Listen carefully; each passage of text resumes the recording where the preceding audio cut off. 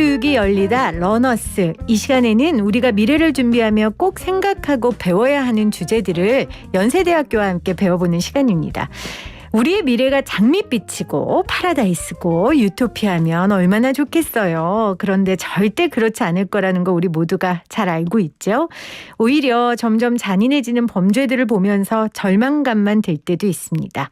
오늘 러너스에서는 미래를 향해 걸어가는 우리의 발목을 잡는 범죄들에 대한 이야기, 범죄에 관한 이야기 한번 나눠볼게요. 범죄심리학자 경기대 이수정 교수 나오셨어요. 교수님 어서 오세요. 네, 안녕하십니까. 반갑습니다. 네. 교수님을 자주 뵈려면 뉴스에서 끔찍한 사건이 보도가 돼야 뵐 수 있어서 참 교수님 팬으로서 교수님을 보자니 그 끔찍한 사건을 맞닥뜨려야 되고 참 괴로운데 네. 어떻게 지내셨어요, 교수님? 저도 최근에 강력범죄가 좀 일어났어서 네. 전자발찌를 끊고 이제 연쇄살인하거나 아니면 그전에는 이제 제주도에서 연인 간에 그 엄마의 이제 맞습니다. 동거남에 의해서 중학교 2학년짜리 남자애가 사망하는 사건도 있었고요. 너무 가슴 아픈 사건이 많아가지고 사실 지난주까지는 굉장히 정신적으로 피곤하게 지냈는데 이번 주 월, 화, 수는 좀 조용하군요. 아, 그래요? 네, 천만다행입니다. 네. 근데 그런 정신적 압박이 교수님도 엄청나실 것 같아요. 그런 사건을 내밀하게 보고 또 대중의 언어로 바꿔서 설명해 줘야 되고 이 작업이 교수님한테 굉장히 피곤할 것 같은데. 네. 네. 많이 피곤하기도 합니다. 내용을 상세히 이제 들여다 보면 볼수록 스트레스도 많이 느끼는데요. 네. 문제는 이제 저마저 입을 다물면 안 되겠다라는 그런 생각을 갖게 된 이제 여러 여성 피해자들, 아동 피해자들을 사건에서 많이 이제 대면하다 보니까 정말 이 분들이 말없이 지금 말을 할 수 있는 상태가 아니시니까 이 세상 사람이 아니라서 누군가는 대변을 해주는 게 필요하다. 네. 억울함을 좀 어떻게든 나라도 조금이라도 도움을 줄 수 있지 않을까 이런 생각을 하면서 사실은 저 혼자 했던 게 아니고요.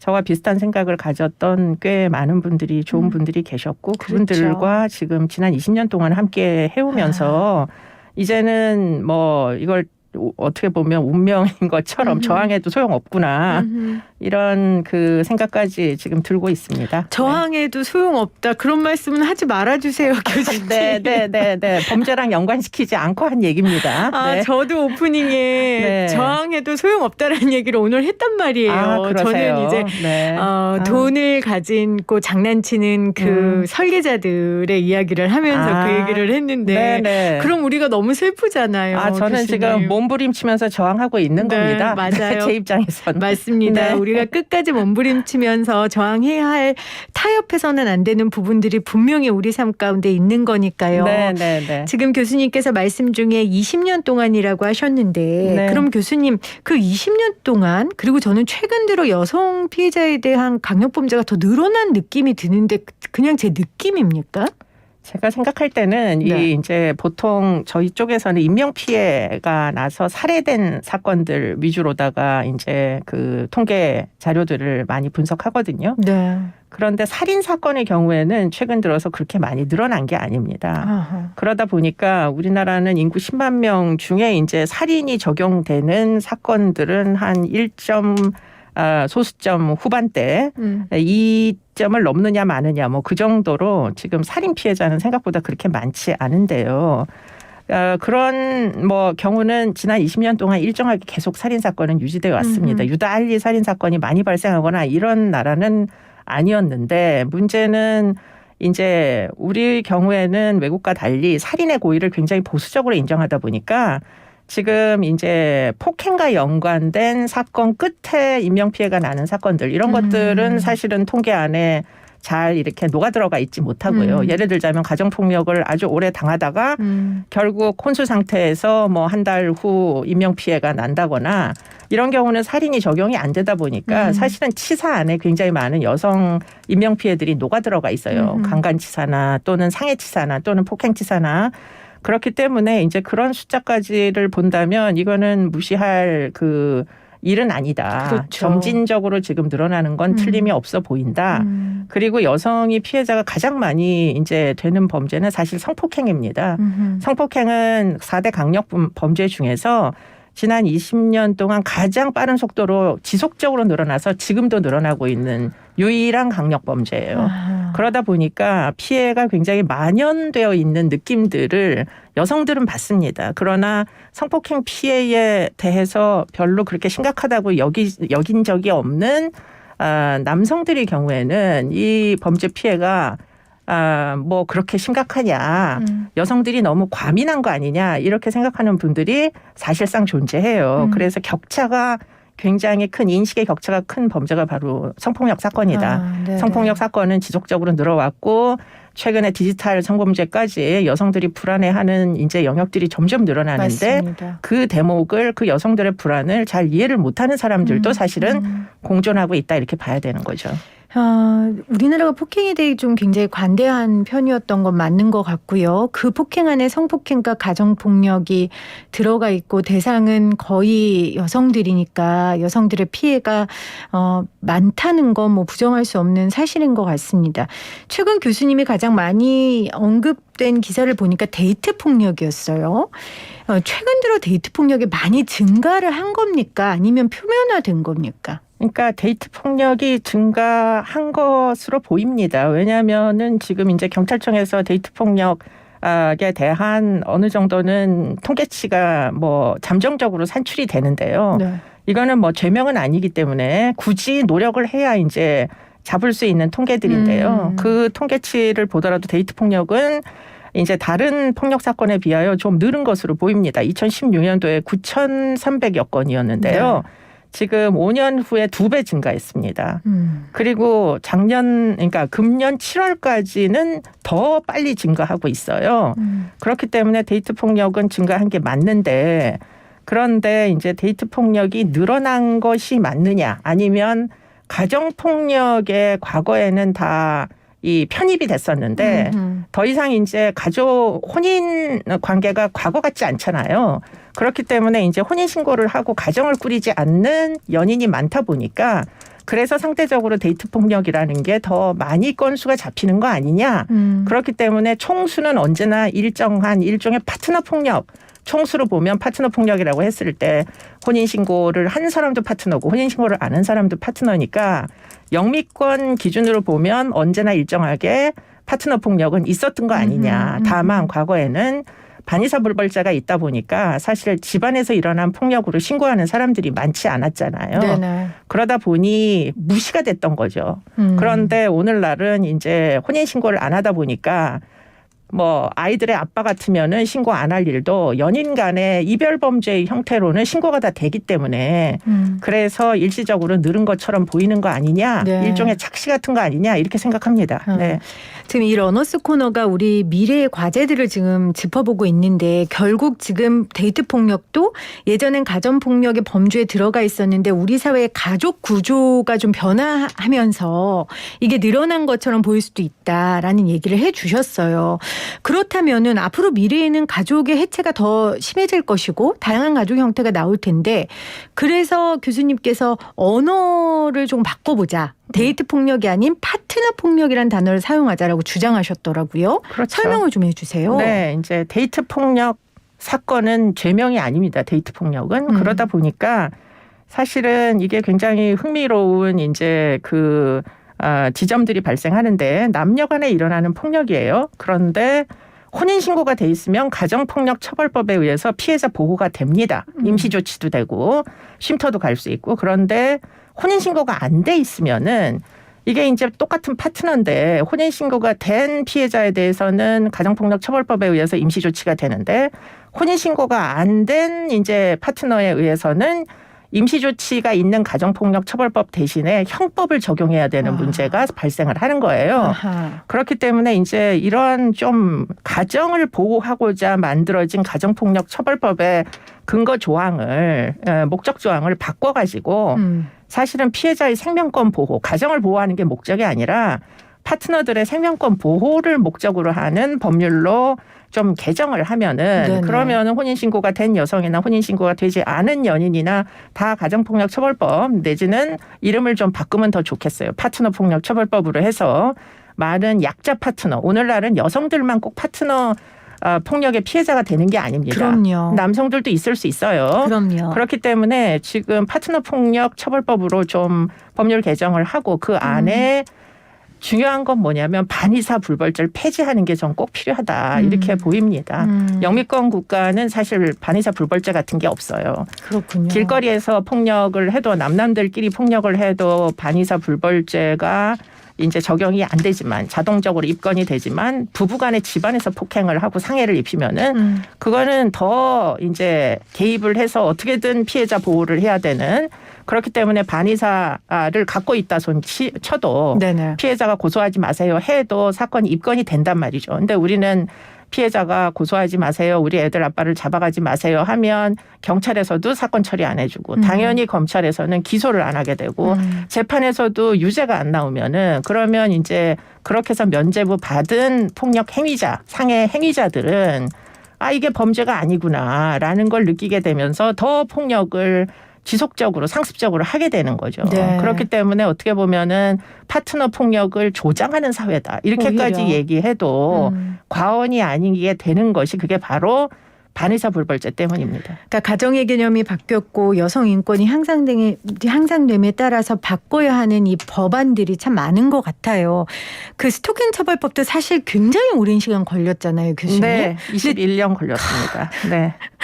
스토킹 처벌법도 반의사 불벌죄인 거죠, 지금? 네, 가정폭력 처벌법에서 있는 조항들을 상당 부분 많이 끌어다 쓰다 보니까 스토킹 처벌법에도 뭐 사실은 연인 간 폭력 처벌법을 만들고 싶었으나 그게 안 되다 보니 스토킹 행위를 기준으로 구성 요건을 충족시키면 네. 연인을 정의하는데 노력하는 그 쓸데없는 그 낭비가 없겠구나 해서 선택한 게 스토킹 행위에 대한 처벌을 하는 거잖아요. 네네. 그런데 문제는 이제 스토킹 처벌법에도 가정폭력 처벌법에 있는 반의사 불벌죄가 그대로 따라가 있다 보니까 이게 사실은 피해자를 위협하고 협박하고 고소 취하해라 이렇게 하면은 그 여성들의 피해자 그 어떤 의지에 반해가지고는 사건화가 될 수가 없어요. 그러니까 이 반의사 불벌죄를 없애지 않으면은 사실은 피해자가 안전하게 보호를 받기가 무지하게 어렵다. 그러게요. 그렇죠. 그렇기 때문에 이제 입법이 된 데는 나름대로는 의미가 있습니다. 왜냐하면 스토킹 범죄라는 게 생전 처음으로 이제 우리나라의 죄명에 사법제도 내에 죄명으로 이제 들어왔다 편입이 됐다 하는 차원에서 보면 의미가 있는데요. 21년 만에요. 네. 그런데 문제는 개정할 부분이 이만저만 많은 게 아닙니다. 네.